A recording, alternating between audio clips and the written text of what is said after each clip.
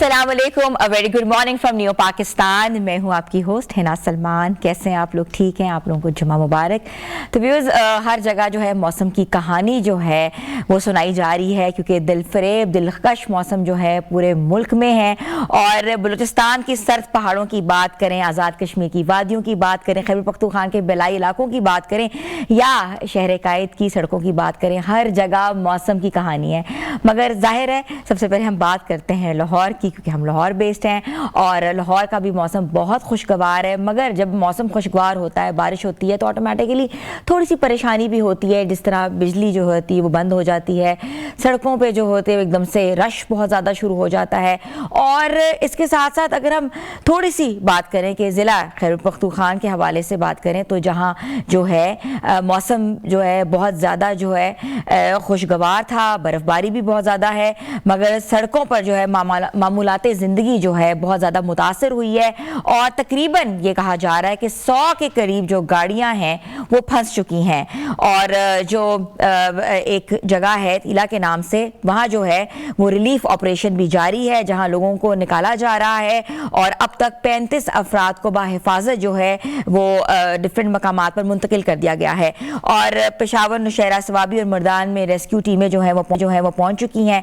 और जहाँ 50 से ज़ायद जो है मौजूद हैं, 16 एम्बुलेंसेज हैं और भारी मशीनरी के ज़रिए जो है फंसे हुए जो अफराद हैं उनको निकाला जा रहा है। और दादी सामान अगर उसकी बात करें तो उसमें बिस्तरे हैं, उसमें जो है गर्म कंबल हैं, गर्म कपड़े हैं, अद्वियात हैं और दीगर अशिया ज़रूरत भी वहाँ पहुँचाई गई है, ताकि लोगों को मुश्किलात ना पेश आ सकें। और इसके साथ साथ ये भी आपसे मैं आपको ये बताना चाह रही हूँ कि जो लोग इस वक्त मरी में मुकीम हैं या जो सयाह जो गए में हैं पहाड़ी इलाकों में, वो प्लीज़ एहतियात से गाड़ी चलाएं, क्योंकि 21 से 24 जनवरी तक पेशन गोई की गई है बर्फ़बारी की, जहां मौसम जो है नुक्ता इंजमात से भी गिर गया है।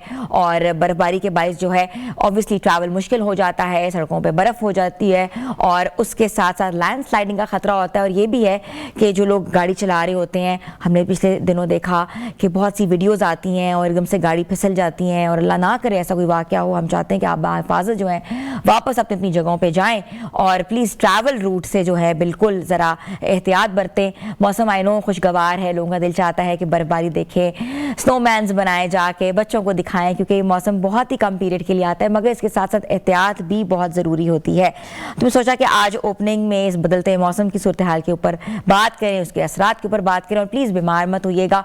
आपको हम लोग हर रोज़ ही कोई ना कोई प्रोग्राम के अंदर एहतियाती तदबीर के बारे में बताते हैं, सेहत के हवाले से बताते हैं, मौसम सरमा के हवाले से डाइट क्या रखनी है, अपना ख्याल कैसे रखना है। और बहुत सी बीमारियां जो कि सुपर फ्लू जो था बहुत ज़्यादा कॉमन एक बीमारी जो थी वो फैली थी और फैली भी जा रही थी और चली भी थी, उसके हवाले से भी हमने बात की कि आपने कैसे बचना है। और वैक्सीनेशन के बारे में बात की कि लोग सुपर फ्लू की जो वैक्सीनेशन तो खैर अभी नहीं है, मगर फ्लू शॉट्स लगवा सकते हैं ताकि अपने बच्चों को इससे महफूज रख सकें। तो ये तो थी मौसम की अपडेट। और मौसम की, जहाँ मौसम खुशगवार है वहाँ सेहत के हवाले से बात ना करें ऐसा तो हो ही नहीं सकता। और आपने देखा है कि बच्चे जो हैं बहुत ज़्यादा जो हैं टैब्स पे लग जाते हैं। जब उनको आप कहते हैं कि प्लीज़ आप लोग इंडोर बैठो, बाहर ना जाओ, मौसम ख़राब है, पार्क्स का रुख ना करो, तो एक ही काम होता है, बच्चे जो हैं टैब्स लेके बैठ जाते हैं, हर वक्त टीवी देखते हैं, टैब्स देखते हैं या किसी ना किसी गैजेट पे शिफ्ट हो जाते हैं। तो अब स्क्रीन टाइम में भी इजाफा हो गया है और एकदम से लाइफस्टाइल जो है बदल गया हुआ है। जैसे ही कोविड के बाद हमने देखा कि हर चीज़ जो है रिमोटली हो रही थी, होम बेस हो रही थी, उस तरीके से अगर हम सेहत की बात करें तो हमारी डिफरेंट सेहत अफेक्ट हुई है। और ख़ास तौर पे आंखें, आपने देखा है कि पहले इतनी ज़्यादा जो है ऐनकें नहीं लगा करती थी बच्चों को, बच्चे जो थे बड़ी किसी एज में जाके जो है ग्लासेस लगती थी, मगर अब ये हर घर की एक कॉमन प्रॉब्लम है कि हर दूसरे बच्चे को ऐनक लग जाती है। और इसकी वजह क्या है? इसकी वजह जो है बहुत ज़्यादा गैजेट्स का इस्तेमाल, स्क्रीन टाइम का इस्तेमाल, इवन बच्चे का, बड़े भी जो है टीनेजर्स जो हैं वो भी इसी एक डिजिटल बीमारी में मुब्तला हैं। तो हमने सोचा कि आज डिजिटल बीमारी के हम आफ्टर इफेक्ट्स, कॉजेज़ के ऊपर बात करें। और इसके साथ साथ एक और चीज़, जहाँ टेक्नोलॉजी बदली है वहाँ आंखों के इलाज में भी कितना की तरक्की हुई है और आज रिफ्रैक्टिव जो सर्जरी जैसे जदीद इलाज भी हो रहे हैं। तो हम चाहते हैं कि आज हम आपको बताएं कि ऐनक जो है क्या उतर सकती है, कौन कौन सी सर्जरीज हो रही हैं, कौन कौन सी लेज़र टेक्नोलॉजीज जो है वो आगे आ रही हैं। तो आज हम आप लोगों को इसकी रहनुमाई हम करेंगे और फरमाएंगे भी। और हमारे साथ मौजूद है माहिर अमराज चश्म प्रोफेसर डॉक्टर मोहम्मद मोइन और ऑब्वियसली मियां हॉस्पिटल के बहुत नामी ग्रामी डॉक्टर हैं, आप लोग इनको जानते हैं और हमने भी इनकी बहुत सी वीडियोस भी देखी हैं, तो हम उनको वेलकम करते हैं। अस्सलाम वालेकुम। जी वालेकुम सलाम। कैसे हैं सर आप? बहुत ठीक है, thank you very much Madhu करने का अपने प्रोग्राम पे। Sir it was always been a pleasure और आप यहाँ आए हैं और हम आज बात कर रहे हैं आंखों की बीमारी के हिसाब से कि एक तो पहले होती थी ना कि मोतिया उतर जाना या आंखों में किसी एज में जाके मसाइल होते थे, बुजुर्गों की बीमारी होती थी, मगर अब ये जो आंखों का जो मसला है ये हर दूसरे घर में दरवाजे खटखटा रहा है। इसकी मेन वजह क्या है? We want you to address the people out there. जी थैंक यू वेरी मच, आपने आज इस पे टाइम दिया है कि आंखों की बीमारियां एक बहुत अहम बीमारी है, चूँकि जैसा कहते हैं नज़र के साथ जहान है आपकी। तो जो मरीज़ हैं, जो बच्चे हैं, आपने पहले ही काफ़ी चीज़ें मेरी तो आसान कर दी, आपने गैजेट्स का बहुत ज़्यादा जिक्र किया है। गैजेट्स एक ऐसी चीज़ है जो आप देखेंगे कि वो एक ख़ास डिस्टेंस पे रहती हैं, जो कि डिस्टेंस ऐसा ही है जो कि हाथ के डिस्टेंस पे है। तो जब आप इतना देखते हैं तो आपके आँख के अंदर एक मसल लगे हुए हैं जो कि उसको फोकस करते हैं। तो उनको करीब का फोकस भी होता है, दूर का भी, जिस तरह ऑटो फोकस लेंस होते हैं। तो अगर हम किसी को कह दें कि सारा वक्त अपने मसल्स को फोकस करके करीब ही देखते रहें, तो ऐसे ही है, आपने सारा दिन वजन उठा के खड़े रहते हैं, क्योंकि आपके मसल की जो नेचुरल टेंडेंसी है वो रेस्ट की है, दूर में देखने की। तो जिस वक्त आप उसे सारा दिन करीब देखते रहते हैं तो वो मसल्स एक तो वो थोड़े से स्ट्रेस में आते हैं, वो कंट्रैक्टेड रहते हैं अपनी जगह पे, तो उसके बाद वो थक जाते हैं। तो आप देखें आप बहुत देर गैजेट पे काम करते हैं तो कई बार आपको हेडेक होना शुरू हो जाता है, सर में दर्द है, उसके अलावा आपको आंखें झपकते भी कम है, जो आपका ब्लिंक रेट है। अच्छा प्रोफेसर साहब, एक चीज़ मैंने बहुत कॉमन बच्चों में देखी है, हर मेरे घर में भी ये मसला आ रहा है जो मैं आपसे डिस्कस करना चाहती हूँ। बच्चे आंख रोल कर देते हैं एकदम से, अगर वो बैठे हुए हैं गैजेट के पास एकदम से वो यूं यूं करते हैं और आंखें उनकी ऊपर की तरफ चली जाती है और फिर एकदम में वापस फोकस होते हैं। ये जो चीज़ है ये मैं बहुत ज़्यादा नोट कर रही हूँ। ये आपने बहुत इंटेलिजेंट आपकी ऑब्जर्वेशन है। उसमें होता है कि नॉर्मली आपका ब्लिंक रेट है वो तकरीबन 40 टाइम्स आपके एक सेकंड में, आपके एक मिनट के अंदर तकरीबन ब्लिंक करते हैं। लेकिन जिस वक्त आप ये चीज़ें टैब्स देख रहे हैं, ये चीज़ देखते हैं, तो ब्लिंक रेट आपका कम हो जाता है, यानी कि आपके झपकते कम है आंखें। झपकते जब कम है तो झपकने की वजह से आपकी लुब्रिकेशन होती है आंख में, जिस तरह विंड स्क्रीन के वाइपर चलते हैं, तो वो जो वाइपर की रफ्तार कम होती है, इवेपोरेटिव ड्राइंग है, यानी कि आपकी सतह, आंखों की सतह से पानी उड़ जाता है तो आंखें ड्राई हो जाती हैं। तो ऐसे ही है जैसे वो आर्टिफिशियली खुद जानबूझ के ब्रेन को याद आता है वो मैंने तो झपकनी थी आंख, तो वो ऐसे ही करता है। तो आपने बिल्कुल सही कहा है कि बच्चे कई बार माएँ लेकर आती है कि ये एक्सेसिव ब्लिंकिंग कर रहा है, और वो कई बार एक्सेसिव ब्लिंकिंग एक्चुअली हैबिट में कन्वर्ट हो जाती है, और आप देखेंगे वो परमानेंटली, जिसको टिक्स कहते हैं, वो बच्चे हर वक्त ऐसी आंखें झपकना शुरू हो जाते हैं। बिल्कुल ऐसा ही है। अच्छा हम अपने व्यूअर्स को बताना चाहते हैं कि प्रोफेसर डॉक्टर मोहम्मद मोइन हमारे साथ हैं। आप अपने आंखों के मसाइल जो है डिस्कस कर सकते हैं, आंखों की सेहत के हवाले से कोई भी सवाल हो तो आप डॉक्टर साहब से पूछ सकते हैं। नंबर जो है स्क्रीन पे चल रहा है, प्लीज हमें कॉल करें। जी डॉक्टर साहब, ओवर टू यू। जी, हमने जैसा कहा था कि रिफ्रैक्टिव एरर है जिसको बच्चों को नॉर्मली फोकस करते हैं, तो हमने, और उसकी वजह से नज़दीक आप बहुत देर तक फोकस करते हैं। तो ये फोकस जब बड़ों में होता है तो हमने कहा था कि सर में दर्द है, फटीग है, फिर ड्राइनेस, जो ब्लिंक करते हैं जैसे आपने कहा। लेकिन बच्चे जो पहले 10 साल में हैं तो ब्रेन आंखों के साथ सीख रही होती है चलना। तो एक बीमारी होती है जैसे एम्ब्लायोपिया या लेजी आई है, वो अगर दोनों आंखें इकट्ठी ना चलें तो वो भी डेवलप हो सकती है। जी, लेजी आई भी डेवलप हो सकती है।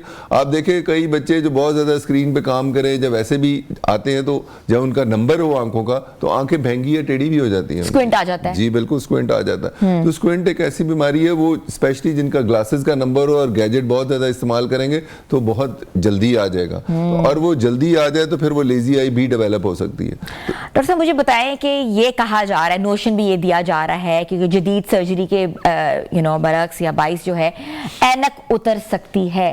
क्या बच्चों की ऐनक उतर सकती है? जी, एक बहुत अच्छा सवाल है कि बच्चों की ऐनक उतर सकती है। हम नॉर्मली कहते हैं कि ऐनक 20 ईयर्स पे जाके हम उतारते हैं और उतारने के लिए हमें सर्जरी करनी पड़ती है। ये वो वाली ऐनक है जो सर्जरी से उतरेगी। बाकी अगर किसी का प्लस में 1 या 2 नंबर है, उसकी खुद ही उतर जाएगी, क्योंकि एज के साथ वो बड़ा होता है तो उसका आई बॉल का साइज़ थोड़ा बड़ा होता है, तो उससे वो उतर सकती है उसकी ऐनक का नंबर। लेकिन हमें याद रखने की ज़रूरत है, ज़्यादा बच्चों का नंबर माइनस में आता है, जिसको मायोपिया या शॉर्ट साइटेडनेस कहते हैं, यानी कि वो करीब देख सकते हैं। उनका ऐनक का नंबर जब तक वो 20 साल तक पहुंचते हैं वो बढ़ता है अनफॉर्चुनेटली। तो जितने पेरेंट्स आते हैं वो ज़्यादा ही कहते हैं, डॉक्टर साहब ये क्या हुआ कि मैं आया हूँ तो इसका नंबर रुक ही नहीं रहा, बढ़ता जा रहा है, तो ये कब तक बढ़ेगा, कितना बढ़ेगा, हम इसके लिए क्या कर सकते हैं। तो वो कई चीज़ें मौजूद हैं। बच्चों में अगर किसी का बहुत तेज़ी से बढ़ रहा है तो फिर उसके लिए अब ट्रीटमेंट्स आ गए हैं, जो ड्रॉप्स आते हैं जिनको को डालते हैं, एट्रोपिन के लो कॉन्सेंट्रेशन में ड्रॉप्स डालते हैं, और उनका मकसद एक ही होता है कि वो जो आपकी फोकसिंग के मसल हैं उनको थोड़ा सा रिलैक्स करें ताकि वो बहुत देर फोकस में ना रहें और उसकी वजह से ऐनक का नंबर जनरेट ना हो। एक ये चीज़ है, और दूसरी अब एक और टेक्नोलॉजी आ रही है, ग्लासेस के अंदर ऐसी ग्लासेस आ गई जिसको मायो स्मार्ट कहते हैं। उनके अंदर एक ऐनक का नंबर तो लगा होता है, उनके छोटे छोटे छोटे चिप्स लगे होते हैं ग्लासेस के अंदर ही शीशे के, जो उसकी फोकसिंग के मैकेनिज्म को थोड़ा स्लो डाउन कर रहे होते हैं। तो वो एक टेक्नोलॉजी है जो पाकिस्तान में भी आ गई है। अभी वो ग्लासेस महंगी हैं लेकिन इंटरनेशनली हमारे पास मरीज भी आते हैं, वहां पे आ गई। एक कॉलर हमारे साथ है, हम जी बिल्कुल जी। अस्सलाम वालेकुम। वालेकुम सलाम जी, कौन सा बात करें? मैं सईद बात कर रहा हूँ कबीर वाला से। जी सईद साहब, कबीर वाला से बात करें, क्या पूछना चाहेंगे डॉक्टर साहब से? मेरा मसला है, जब मैं अक्सर औकात होता हूँ तो मेरी आंखों में ना तो ऐसे जैसे कोई खिड़कियाँ या तितलियाँ घूमती है ना, दीप किस्म की, तो ऐसे बढ़ती चली जाती है दोनों आंखों में। आंखों में क्या होता है, फिर रिपीट करेंगे जरा? जी, आंखों में ऐसे जैसे बुलबुले से होती है और वो शरीर घूमते हैं। ठीक है, यानी कि वो कह रहे हैं कि आंखों में बुलबुले से नजर आते हैं और वो घूमते हैं आंखों में, यही कह रहे हैं ना आप? जी जी जी, ये तकरीबन जो है दौरानिया ये 15-20 मिनट आधा घंटा रहता है, फिर सर में से थोड़ा सा दर्द महसूस होता है। ठीक है, और फिर ठीक हो जाता है। ठीक हो जाता है। इस तरह अगर मैं आंख बंद भी करता हूँ ना, आंखें बंद करूँ फिर भी मुझे नजर आती रहती है, मतलब आंखें बंद होने के बावजूद भी वो हमें वैसे ही नजर आती है। और जो सर में दर्द होता है वो आधे सर में होता है, पूरे सर में होता है? वो सर जब एंड होता है ना उस चीज का, तो पूरे सर में थोड़ा थोड़ा दर्द महसूस होता है, फिर मैं रिलैक्स हो जाता हूँ। अच्छा, इसमें एक कंडीशन आती है जिसको हम माइग्रेन कहते हैं या मिग्रेन कहते हैं आम अल्फाज में। आधे सर में दर्द होती है लोगों को, जिसको दर्द शकीका भी कहते हैं।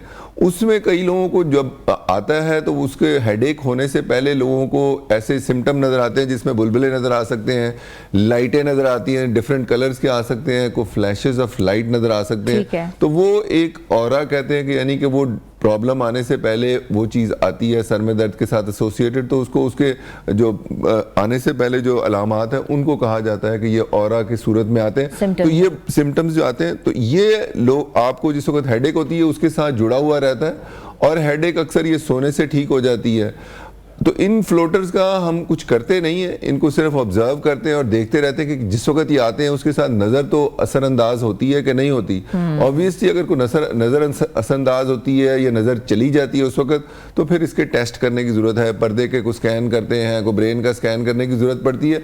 लेकिन चूँकि आप बता रहे हैं कि आपकी आंख में हेडेक भी होती है और उसके साथ नज़र भी असरअंदाज नहीं होती, तो ये नॉर्मली एक प्रोसेस है जो कि मिग्रेन के साथ आ सकता है। इसके अलावा इसके साथ साथ एक कंडीशन आती है, उसको कहते हैं कि विट्रियस डिटैचमेंट है एज के साथ, जिसको फ्लोटर्स है। जिस तरह आप कह लें स्किन पे आपकी झुर्रियाँ आ जाती हैं, तो आंख के अंदर एक जेली होती है, उसके अंदर फाइबर बने होते हैं, तो वो फाइबर एज के साथ थोड़े से लूज हो जाते हैं, तो वो फाइबर शुरू में क्लियर होते हैं तो उनका शेडो बनता है पीछे पर्दे पे, तो वो भी आपको टेस्ट से रूल आउट कर सकते हैं। ठीक है, ये सईद साहब को आपने मशवरा दिया, ऑब्वियसली वो अपने डॉक्टर के पास जरूर जाएंगे और एडवाइस भी लेंगे। एक और कॉलर हमारे साथ मौजूद है। जी अस्सलाम वालेकुम। जी अस्सलाम वालेकुम। कौन सा बात कर रहे हैं? जी हसन रजा लाहौर से। हसन रजा साहब लाहौर से, जी क्या सवाल पूछना चाहेंगे? जी डॉक्टर साहब से पूछना था कि 4 साल पहले मैंने लेफ्ट जो आंख है ना उसके लेंस चेंज कराया था, मोतिया था, तो डॉक्टर साहब ने कहा था कि 6 महीने बाद दूसरी जो है राइट वाली उसका भी चेंज करें, लेकिन अभी तक मेरी मतलब नजर जो है वो ठीक है, मतलब दूर की भी नजदीक की भी, तो मुझे लेंस चेंज कराना चाहिए या नहीं, ये डॉक्टर साहब से पूछ रहे हैं। जी, बड़ा अच्छा सवाल है। नॉर्मली हम कहते हैं कि दोनों आंखों में अगर प्रॉब्लम हो, डिफरेंस हो नंबर का, या उसमें से एक में से धुंधला नजर आता हो, तो फिर जरूर चेंज करते हैं। लेकिन जिस तरह आप कह रहे हैं कि दूसरी आंख में अगर आपकी नज़र बिल्कुल ठीक है और एक जिसमें ऑपरेशन हो गया वो भी बिल्कुल ठीक है, तो आप बेशक इंतजार कर लें। उसमें ऐसी कोई जल्दी नहीं है कराने की। आप जब आपको फील हो कि आपको उसके साथ प्रॉब्लम आ रही है, कोऑर्डिनेशन में प्रॉब्लम है, तो फिर डेफिनेटली जाके अपने डॉक्टर को दिखाएं और उसका ऑपरेशन करा लें। बिल्कुल ठीक है। हसन रजा थे लाहौर से, आपने कोई एडवाइस दे दी है। डॉक्टर साहब, लेंस की बात हो रही है, तो ये मुझे बताएं कि लेंस अगर एक बार सर्जरी के साथ डाल दें, वापस चेंज हो सकता है उसके बाद? जी, हो सकता है चेंज, लेकिन हम चाहते नहीं है कि चेंज हो, क्योंकि एक चीज़ आप करते तो आपका प्रॉब्लम होता ही है कि आप जाएं और सही तरीके से करें कि उसके अंदर कोई प्रॉब्लम्स ना आए। करने को कर सकते हैं, कई लोगों में कि लेंस में प्रॉब्लम आ जाए, लेंस ओपेक हो जाए, या कोई लेंस का नंबर सही ना हो, तो हमें चेंज करने की ज़रूरत बिल्कुल पड़ सकती है, तो उसको कर सकते हैं। ठीक है। अच्छा, हम थोड़ी सी बात करते हैं रिफ्रैक्टिव सर्जरी के बारे में। ये सर्जरी क्या है, ये टेक्नोलॉजी क्या है, इससे कौन कौन सा इलाज हो सकता है? रिफ्रैक्टिव सर्जरी एक ऐसी सर्जरी है, आप समझ लें आंखें जो एनके हैं आपने आपकी आंखों के अंदर ही फिट कर देनी है।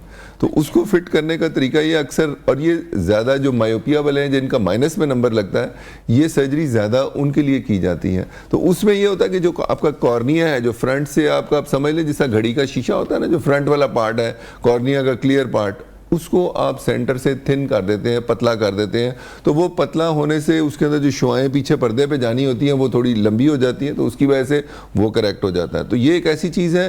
तो जिस तरह आपने पूछा था किस एज पे हो सकती है, इसके लिए एज तकरीबन आप 20 साल पे जाते हैं जब आपका नंबर रुक जाता है। हम कहते हैं कि जिस तरह आपकी एज के साथ आपकी हाइट बढ़ना रुक जाती है, इसी तरह जब आपका नंबर रुक जाए तो फिर आप उसको ट्रीट करते हैं। चूंकि लेजर नंबर को ट्रीट करता है, उसकी प्रोग्रेशन को ट्रीट नहीं करता। ये बहुत इंपॉर्टेंट चीज़ है। तो मरीज कहता है मैंने तो कराया था फिर बढ़ गया। भैया आपने 15 साल पे करा लिया तो बढ़ ही जाएगा, लेकिन इसी वजह से उसका रिकमेंडेड एज है कि जब वो 20 साल पे पहुंचे और उस वक्त करते हैं। डॉक्टर साहब, एक कॉलर हमारे साथ मौजूद है, वली मोहम्मद है सरगोदा से, उनसे बात करते हैं। जी अस्सलाम वालेकुम। जी वालेकुम सलाम। जी वली साहब, सवाल बताएं अपना। अच्छा, मेरी आंखों में ना थोड़ा सा जलन होती है और पानी आता है, धुंधला सा नजर आता है, और पहले मुझे ऐनक जो है करीब की लगी हुई है 2 नंबर। ठीक है। अच्छा, जो आप तो डॉक्टर साहब से अच्छा कुछ कह रहे थे, बताएं। डॉक्टर साहब पूछना चाह रहे हैं आपसे। जी, ये पूछना चाह रहे थे, ये जो आंखों में पानी आता है, धुंधला सा नजर आता है। जी, इसमें जो हमने जिस तरह पहले बात की थी कि जिस वक्त आप करीब का कोई काम करते हैं या आपको कई बार एज के साथ आंखों के अंदर नमी कम हो जाती है, उसको हम ड्राई आइज कहते हैं। यानी कि आंखों में जब नमी कम हो जाए तो होता यही है कि जिस तरह विंड स्क्रीन पे वाइपर चलता है, वो अगर उसके अंदर पानी पूरा ना हो तो फड़क के चलता है, तो आंखों में रड़क पड़ना शुरू हो जाती है या आपको रगड़ महसूस होती है। वो इसी वजह से होती है कि लुब्रिकेशन कम हो जाती है। तो उसके लिए, और शुरू में वो इरिटेट करता है, तो फिर उसकी वजह से थोड़ा पानी एक्स्ट्रा मिलता है, उसको इरिटेटिव वाटरिंग कहती है। तो उसके लिए एक तो आप पानी के छींटे लगा सकते हैं आंखों में। दूसरा तरीका ये है कि आप उसके अंदर ड्रॉप्स होते हैं जो मसनूई आंसू हैं, वो आप डाल सकते हैं। उसके अलावा कई लोगों को पानी आने की वजह होता है किसी को एलर्जी हो। अगर वो एलर्जी हो तो फिर अपने डॉक्टर को चेक करा के आप एलर्जी के लिए ड्रॉप्स ले सकते हैं। नज़दीक किया ना, आप 2 नंबर लगाते हैं, वो मेरा मतलब नंबर आपका, अगर आपको उसको सही नज़र आता है तो वो चलती रहने दें। अगर आपको लगता है उससे बारीक चीज़ें अब नहीं नज़र आती तो वो दोबारा चेक करा के उसको बढ़ा सकते हैं। वो 2.5 नंबर तक जाता है नॉर्मली लोगों का। ठीक है, बिल्कुल। उन्होंने वली ने एडवाइस सुन ली होगी आपकी, और अपने वो डॉक्टर के पास जाके वो जो है एडवाइस मजीद भी ले सकते हैं और अपनी मेडिसिन भी चेंज कर सकते हैं। तो व्यूअर्स, डॉक्टर साहब हमारे साथ हैं, आप अपनी आंखों के मसाइल हमसे पूछ सकते हैं, हमें कॉल्स कर सकते हैं। छोटी सी ब्रेक पे जा रहे हैं, stay tuned with us.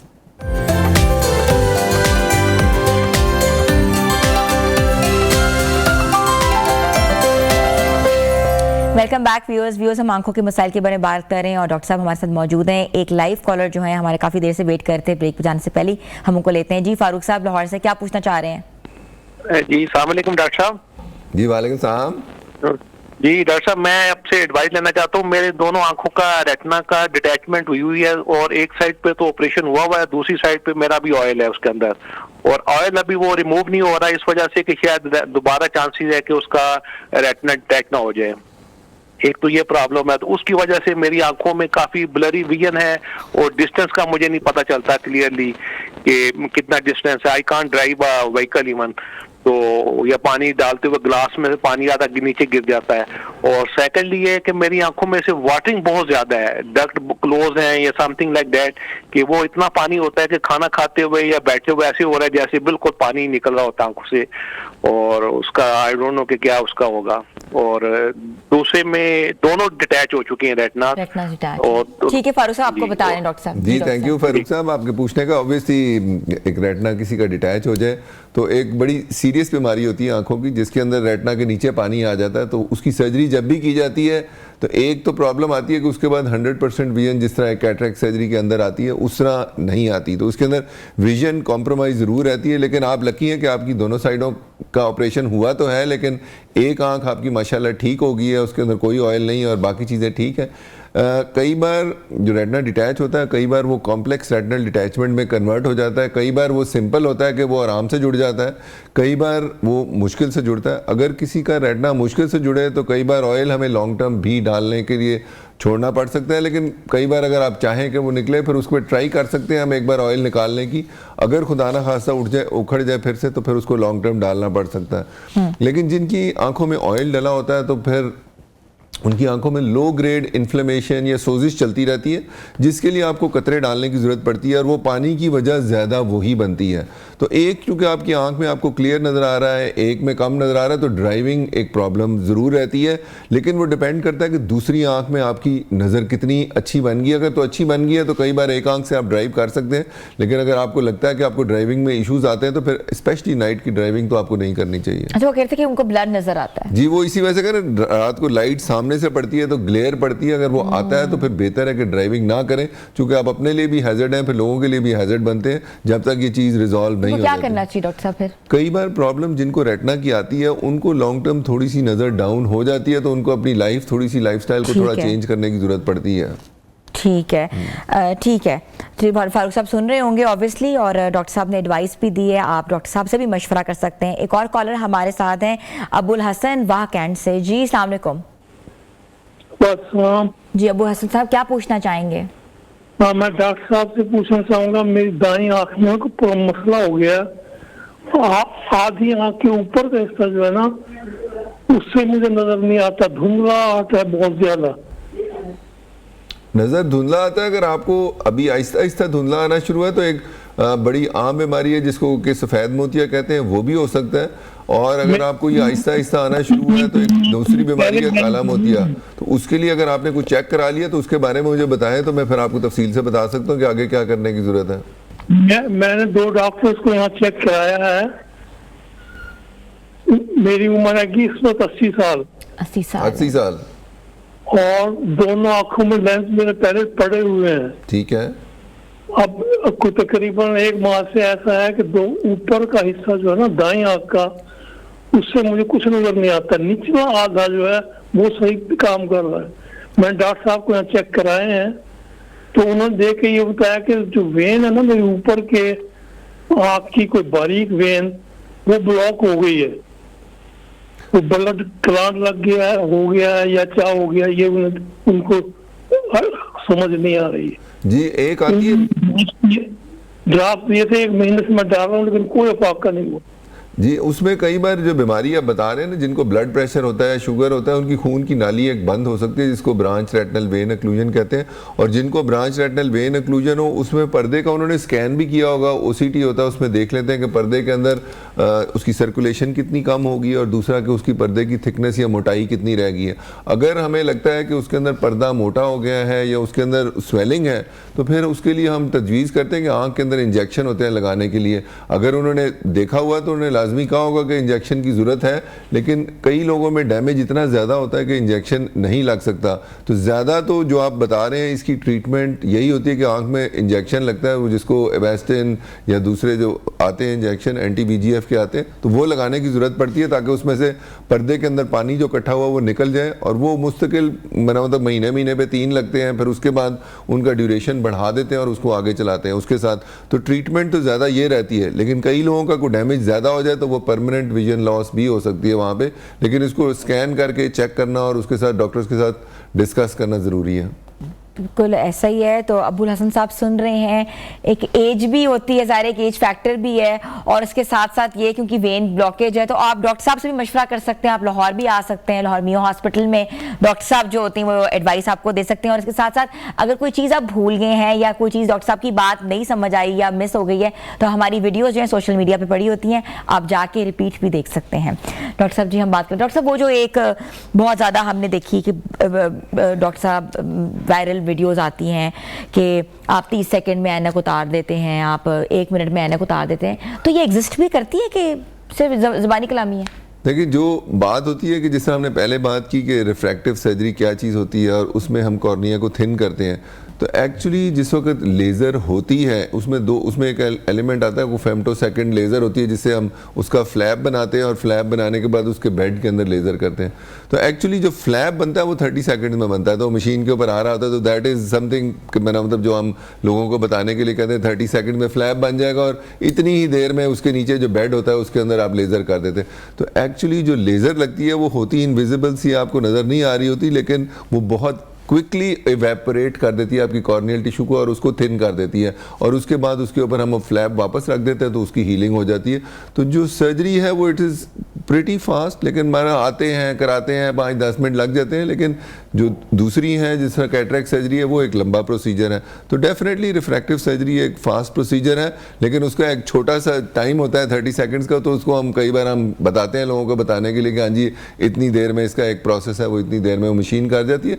Machine बहुत हाईली एक्यूरेट मशीन्स हैं जो कि ट्रैकिंग के साथ लगी होती हैं, वो आपकी आंख को एक्चुअली देख रही होती है और आपकी मूवमेंट थोड़ी सी भी आउट हो रुक जाती है मशीन। ठीक है, इसका मतलब कि हो जा आजकल ये हो रहा है। ठीक है, हम लेंस के कलर के ऊपर भी बात करेंगे, लेकिन एक कॉलर हमारे साथ मौजूद है। जी अस्सलाम वालेकुम। हेलो जी फर हुसैन साहब, क्या पूछना चाहेंगे? मैं पूछना चाहता हूँ, मेरा आज से कोई 12 साल पहले कैटरेक्ट का ऑपरेशन हुआ था और वो तो बिल्कुल ठीक हो गया था, लेकिन उसके बाद जब मेरी नज़र में कुछ फर्क था तो डॉक्टर साहब ने कहा था कि आपकी आंखों में पीछे ग्लूकोमा है। तो मैं डॉक्टर साहब से ये पूछना चाह रहा हूँ कि अब जो ये नई आपकी रिसर्च है रिफ्रैक्टिव सर्जरी, क्या इससे इलाज मुमकिन है? एज मेरी 75 ईयर्स है।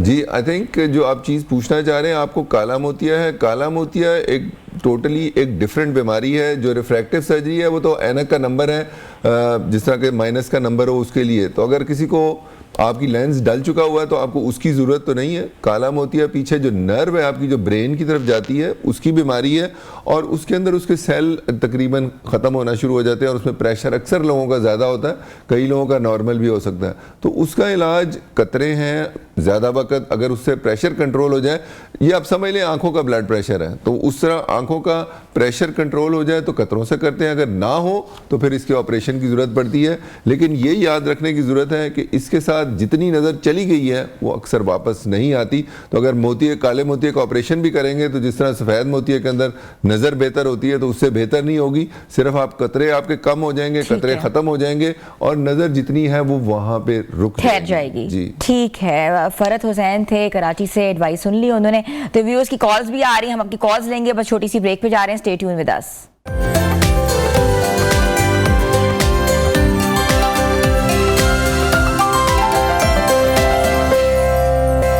Welcome back viewers. हम आंखों की सेहत के हवाले से बात कर रहे हैं। बहुत सी प्रॉब्लम्स लोगों को फेस हुई हैं, हमें लोग लाइव कॉल्स भी कर रहे हैं और डॉक्टर से मशवरा भी ले रहे हैं। तो अभी भी जो स्क्रीन पे नंबर चल रहा है, आप हमें लाइव कॉल्स करके जो है डॉक्टर साहब से मशवरा ले सकते हैं। डॉक्टर साहब, हम बात कर रहे थे प्री मेच्योर बेबीज़ के हवाले से। जो प्री मेच्योर बच्चे पैदा होते हैं उनको आंखों का मसला हो जाता है, किन किन तरह के मसाइल से वो गुजरते हैं? जी, प्री मेच्योर बच्चे, अब आजकल जिस तरह की सोसाइटी है, आपके स्ट्रेसेस ज़्यादा है, प्री मेच्योरिटी काफ़ी कॉमन होगी और पाकिस्तान में मोर्टेलिटी जो बच्चों की है वो कम, उसको बच्चे जो पीडियाट्रिशियंस हैं वो काफ़ी अच्छी तरह कंट्रोल कर लेते हैं, और जो बच्चे पहले सर्वाइव नहीं करते थे वो बच जाते हैं। तो इसमें आंखों के हिसाब से देखा जाए तो 35 वीक से पहले जो पैदा होते हैं या जिनका वजन 2000 ग्राम से कम होता है, उनको एक बीमारी है, उसको कहते हैं रेटिनोपैथी ऑफ प्री मेच्योरिटी, या कबल वक्त जो पैदाइश है उसकी बीमारी है। उसमें खून की नालियाँ ऑक्सीजन जिस वक्त बच्चे माँ के पेट से निकलता है और बाहर की हवा से लेता है तो ऑक्सीजन की सैचुरेशन में काफ़ी फ़र्क होता है, और फिर कई कई बार उनको ऑक्सीजन, वैसे भी जब वो इंक्यूबेटर में होते हैं ऑक्सीजन लगती है, उसकी कॉन्सेंट्रेशन बहुत हाई होती है, तो वो आंखों के लिए थोड़ी टॉक्सिक होती है। जो ब्लड वेसल्स एक्चुअली जो पर्दा नहीं बन सका होता पूरा, जो कि अभी बनना था, वो 35 पे पैदा हो गए, 4 हफ्ते अभी पर्दे ने उसके पैदाइश के बाद भी डेवलप होना है, तो वो ब्लड वेसल्स वहाँ रुक जाती हैं।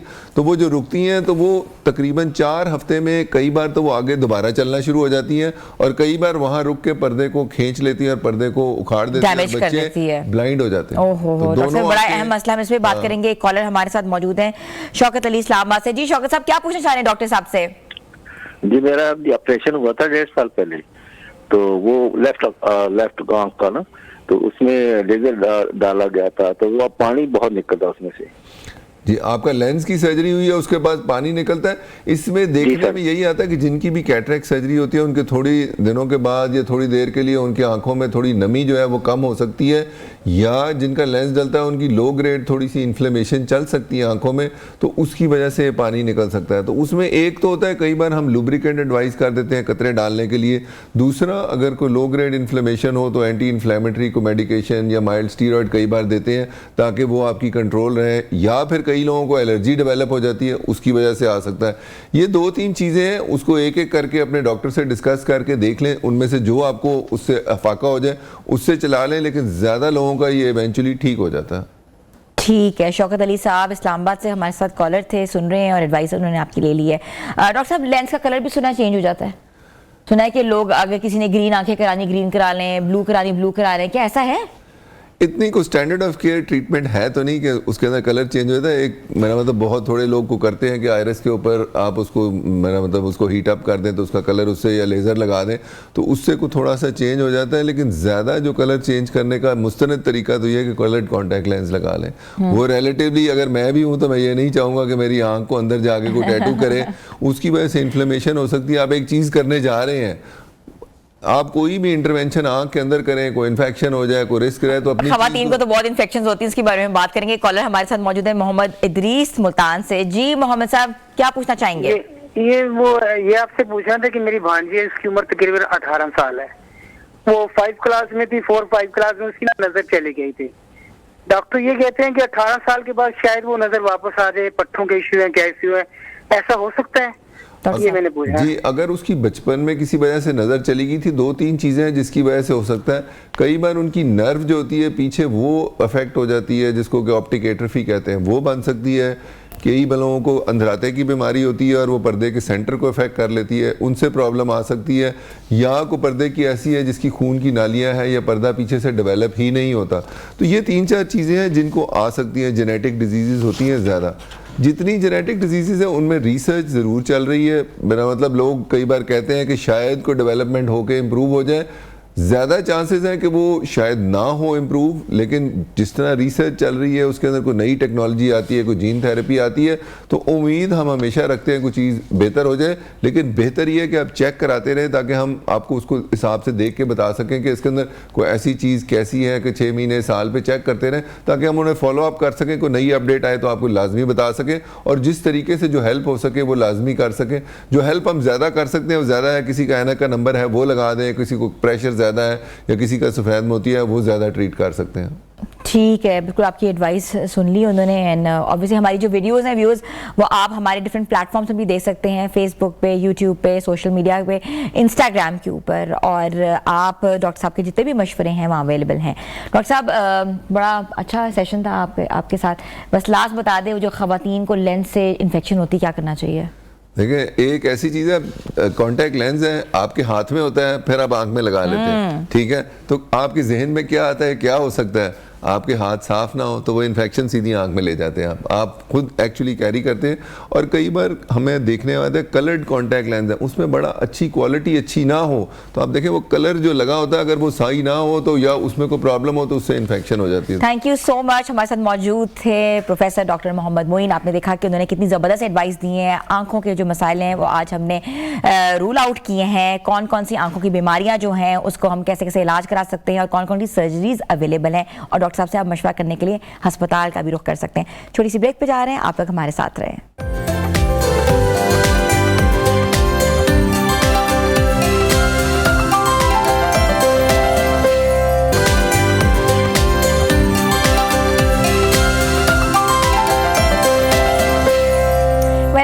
व्यूअर्स खेलों के मैदान से भी बहुत ज़बरदस्त खबरें आ रही हैं। अगर हम बात करते हैं टेनिस की तो पाकिस्तान के सीनियर टेनिस खिलाड़ी तला वहीद ने एक बार फिर जो है मुल्क का नाम रोशन किया है। उन्होंने 1 मिनट में जो है 59 टेनिस सर्व का रिकॉर्ड जो है वो तोड़ा है और अपना ही रिकॉर्ड जो था उनका पहले 2019 में जो है 42 सर्व्स का वो तोड़ दिया है। उनका नाम Guinness book of world record में शामिल हो गया है। ये तारीखी कारनामा जो है उन्होंने 8 नवंबर 2024 को लाहौर में अंजाम दिया, जिसके बाद Guinness book of world record की जानिब से लंदन में एक तकरीब में सर्टिफिकेट इन्हें पेश किया गया।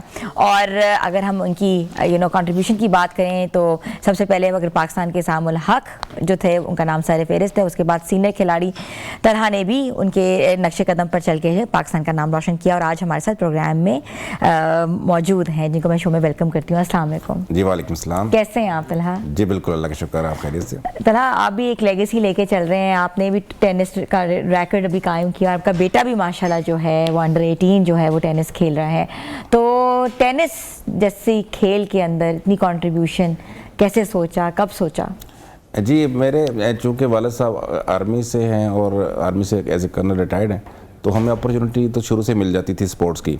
तो उसी सिलसिले में ये कि हमने काफ़ी ज़्यादा स्पोर्ट्स शुरू से की और मेरा एप्टीट्यूड चूँकि रैकेट्स गेम में काफ़ी ज़्यादा था शुरू से ही, और eventually I feel myself more comfortable to tennis. तो मैंने सोचा वो टेनिस पर किया और अल्लाह ताला का शुक्र है कि उसमें फिर हमने काफ़ी अच्छा नंबर किया और अल्लाह ताला ये फजल से कंटिन्यू कर रहे हैं। अच्छा, ये थोड़ा सा बताएं कि ये जो टेनिस सर्व का रैकेट होता है जिसमें आपने 1 मिनट में 59 जो सर्व किया है, इससे पहले आपने 42 था आपका, ये क्या होता है, ये तरीकाकार क्या होता है और ये सर्व का क्या तरीका होता है? जी एक्चुअली मुझसे पहले मेरा रिकॉर्ड नहीं था, मुझसे पहले एक अमेरिकी हैं जॉन पेरी साहब, उनका रिकॉर्ड था 42 सर्व उन्होंने की थी। ठीक है। ये होता है कि 1 मिनट में मैक्सिमम सर्व आपने अगर आप जाएं इसके गिनीज वर्ल्ड रिकॉर्ड के पेज के ऊपर तो वहाँ पर आपको बेशुमार रिकॉर्ड्स मिलते हैं। तो टेनिस में चूँकि हमारा पूरी फैमिली टेनिस में, तो मैं टेनिस में ही कुछ ना कुछ देखता रहता हूँ। तो मैंने देखा कि वहाँ पर ये एक रिकॉर्ड है और फिर उधर 42 सर्व थी। फिर हमने उसके लिए काफ़ी ज़्यादा ट्रेनिंग की और ट्रेनिंग के बाद जब हमने अटैम्प्ट की तो अल्लाह ताला के फजल करम से वो मैंने 59 पर जाकर क्लोज़ की। ऑल दो 42 भी काफ़ी ज़्यादा नंबर है 1 मिनट में सर्व करने का, मगर वो हमने चूँकि उस पर काफ़ी ज़्यादा मेहनत की थी। मेरे भतीजा मोहित मकबूल उसने मेरे से काफ़ी हेल्प की और मेरे कोच महबूब साहब ने, हमने काफ़ी ज़्यादा इस पर काम किया और विद इन 3 मंथ्स हमने अच्छी तरह से प्रैक्टिस की पहले इसकी, फिर हमने अपने आप को उस पर इनलाइन किया और उसके बाद जब अटैम्प्ट की तो अल्लाह के फजल से हमने वर्ल्ड रिकॉर्ड बनाया और गिनीज़ में नाम आना मेरे ख्याल में मेरा तो एक ख्वाब था और जो कि वो शर्मिंदा ताबीर हुआ। टेनिस के बहुत बड़े वर्ल्ड स्टार्स निकले हैं, मिक्स डबल्स खेले जाते थे और उसके बाद ख़वातीन टेनिस प्लेयर्स जो थे दुनिया में मशहूर थी, मारिया शरापोवा का नाम है, विलियम सिस्टर्स का नाम लिया जाए, स्टेफन ग्राफ थी, इसके साथ आंद्रे अगासी था। तो आपकी कौन इंस्पिरेशन रही है हमेशा से ही? जी मैं तो शुरू में बोरिस बेकर मेरे बड़े फेवरेट थे और बोरिस बेकर थे और सेरेना विलियम्स का तो खैर कंपैरिजन नहीं, अगर नंबर्स में बात की जाए तो ये 2 लोगों को ने मुझे बड़ा इंस्पायर किया। और अभी लेटर अभी आजकल के करंट में देखें तो जो हैं सिनर वो मेरे फेवरेट, रॉजर फेडरर जी। उसके बाद बिल्कुल रॉजर फेडरर थे, वो तो फिर एक लंबी एक लाइन है सारे के दुनिया को बड़ा मुतासर किया। उसमें नोवाक भी हैं, फेडरर भी हैं, मरे भी हैं, नोवाक जोकोविच। बिल्कुल। तो मगर ये कि एज ऑफ टुडे अगर मैं देखूं तो मेरे जो फेवरेट हैं वो सिनर हैं और उससे पहले मैंने को बताया बोरिस बेकर थे। और पाकिस्तान में सामुल हक? जी असाम तो मेरे आपके दोस्त भी हैं। असाम मेरे फ्रेंड भी हैं और वो असाम तो पाकिस्तान में एक बहुत बड़ा मेगा स्टार हैं और उनकी वजह से पाकिस्तान का फ्लैग बहुत जगहों पर, क्योंकि टेनिस की कभी इस तरह की कंट्रीब्यूशन पाकिस्तान की तरफ से सिर्फ असाम के उनके जिम्मे में आई थी, उन्होंने दी थी। असाम ने चूंकि 2 बार ग्रैंड स्लैम का फाइनल खेला और इसके अलावा बेशुमार उनका अच्छा नंबर है, जिसकी वजह से मैं समझता हूँ कि असाम का जो है एक नाम वो पाकिस्तान में जब भी टेनिस की बात की जाए तो असाम। आपने ग्रैंड स्लैम की बात की, ग्रैंड स्लैम खेलने कितनी बड़ी अचीवमेंट होती है? जी ऑफ कोर्स, ग्रैंड स्लैम दुनिया में चूंकि अल्टीमेट एक इवेंट है और उसके लिए क्वालिफाई करना ही एक बहुत बड़ी बात है और उसमें भी अगर सामने फाइनल खेले हैं 2 मल्टीपल टाइम्स तो मैं समझता हूँ कि बहुत बड़ा अचीवमेंट पूरे पाकिस्तान के लिए एक बहुत बड़ी बात है। बिल्कुल ऐसा ही है। अच्छा, ये जो टूर्नामेंट्स होते हैं उसमें आप लोग जाते भी हैं, पार्टिसिपेट भी करते हैं, इसकी फंडिंग कैसे होती है? क्या अपनी मदद आपके तहत करते हैं, कोई स्पॉन्सर होता है? क्योंकि अक्सर हमने देखा है वो बेशुमार पाकिस्तान के एथलीट्स हैं वो इस वजह से पीछे रह जाते हैं क्योंकि फंडिंग नहीं होती। जी बिल्कुल, हमारे और जो अगर आप देखें जो ऑलरेडी डेवलपिंग कंट्रीज़ हैं हमारे दरमियान फ़र्क फाइनेंस का बहुत एक बड़ा चैलेंज है। तो मैं तो खुशकिस्मत हूँ कि मैं gas and oil go petroleum famous है, हम इनके साथ काम करता हूँ, और जो हमारे CEO खालिद रियाज साहब हैं मुझे बहुत ज़्यादा सपोर्ट करते हैं, जिसकी वजह से ये एक जो फाइनेंस का बहुत सुअर किस्म का प्रेशर होता है, ख़ासतौर पर जब अपनी पूरी फैमिली को रन कर रहे होते हैं, तो डेफिनेटली वो एक बैरियर तो है। मगर ये फाइनेंस जो है, जिस तरह आपने बिल्कुल सही कहा कि फाइनेंस एक बहुत बड़ा एलिमेंट है, और स्पॉन्सरशिप के बगैर ये मुमकिन नहीं है किसी प्लेयर का भी आगे बढ़ना। और पाकिस्तान टेनिस फेडरेशन भी अपने तय काफ़ी कुछ कर रही है, और अभी सामुल हक जब से आए हैं तब से काफ़ी ज़्यादा इस पर मजीद काम हो बिल्कुल, उन्होंने अपनी अकेडमी भी बनाई है, इसके साथ साथ वो फेडरेशन के भी प्रेसिडेंट हैं। जी, तो क्योंकि वो खुद समझते हैं तमाम चीज़ों को कि फाइनेंस कितने ज़रूरी हैं, तो वो कुछ स्पॉन्सर्स को करते हैं, बच्चों को भिजवाते हैं बाहर, एम्पायर्स पर भी इवन काम हो रहा है, हमारे कोचेस पर भी काम हो रहा है। तो Pakistan tennis federation in safe hands I must say. बिल्कुल, आपको देखा यूथ की माशाल्लाह हमारे यहाँ स्कूल के स्टूडेंट्स जो हैं और बच्चियाँ जो हैं वो भी पार्टिसिपेट कर रहे हैं टेनिस के अंदर। जी बिल्कुल, और काफ़ी ज़्यादा जो बच्चियाँ जो हैं वो बाहर भी जा रही हैं टेनिस खेलने के लिए। अच्छा, एक कितनी लागत आती है, एक रैकेट की कीमत क्या होती है? जी, जो टेनिस है ना, टेनिस एक बहुत कॉस्टली गेम है पाकिस्तान में, जो one of the most costly game, बल्कि दुनिया में अगर कहूँ तो वो शायद मुबालगा रही नहीं होगी। जी हाँ, क्योंकि अब इसका जो एक रैकेट है वो कम से कम 80,000 70 से 80-90,000 के दरमियान एक रैकेट आता है। तकरीबन 1 लाख के लगभग एक रैकेट मिलता है, और एक रैकेट से आप नहीं खेल सकते, यू नीड एटलीस्ट 3 रैकेट्स तो आपको चाहिए, क्योंकि उसमें आपकी जो गट है वो टूट जाती है किसी वक्त भी मैच के दौरान। तो 3 रैकेट तो आपको चाहिए एट द एनी टाइम। जो शूज़ हैं इसकी भी कॉस्ट काफ़ी ज़्यादा है, ये भी आप समझे 30,000 25,000 का है, और शूज़ बहुत ज़्यादा जाते हैं। फिर उसकी जो गट, टेनिस के शूज़ बिल्कुल अलग होते हैं। जी, इसके ग्रिपर्स होते हैं। इसके अपनी स्पेसिफिकेशन है, टेनिस वो शूज़ टेनिस शूज़ कहलाते हैं, टेनिस शूज़। जी हाँ, और उसके बाद फिर जो इसमें गट पड़ती है वो भी तकरीबन, अगर नॉर्मल गट की बात की जाए तो 3-4 हज़ार रुपये उसकी कॉस्ट आ जाती है, उसकी लेबर डालकर, तो काफ़ी ज़्यादा कॉस्टली अफेयर है। ये आसानी बॉल जोन से 2,000 रुपये का कैन अब हो गया, और वो एक दिन भी मैक्सिमम चलता है। तो ये कि जो आपने बिल्कुल ठीक कहा कि काफ़ी ज़्यादा महंगी गेम है ये इतनी सस्ती गेम नहीं है। सस्ती गेम नहीं है। अच्छा, आपकी ट्रेनिंग के हवाले से थोड़ा सा हमें बताएं कि ट्रेनिंग कैसे करते हैं, क्या आपका दिन का स्केड्यूल होता है, बिकॉज आप you are working as well, तो डाइट का कैसे ख्याल रखते हैं, वेट कितना आपका होना चाहिए? जी, इस तरह से है कि हमारी तो पूरी फैमिली टेनिस में, मैं और मेरे तीनों बच्चे नेशनल, बिल्कुल आप लेगेसी लेके चल रहे हैं, जैसे कि मैंने आपको बताया, अपनी जोन से अपनी एज कैटेगरीज में तमाम हम चैंपियन, इसमें हम रेगुलर बेसिस पर खेलते हैं। अब लेकिन मेरा जो टाइम है, चूंकि मैं सीनियर पर्सन, मेरा अब 2 से 3 घंटे टाइम रह गया, मैं खेलता हूँ, और आई एम लकी कि मेरे ऑफिस वाले मुझे इजाज़त दे देते हैं।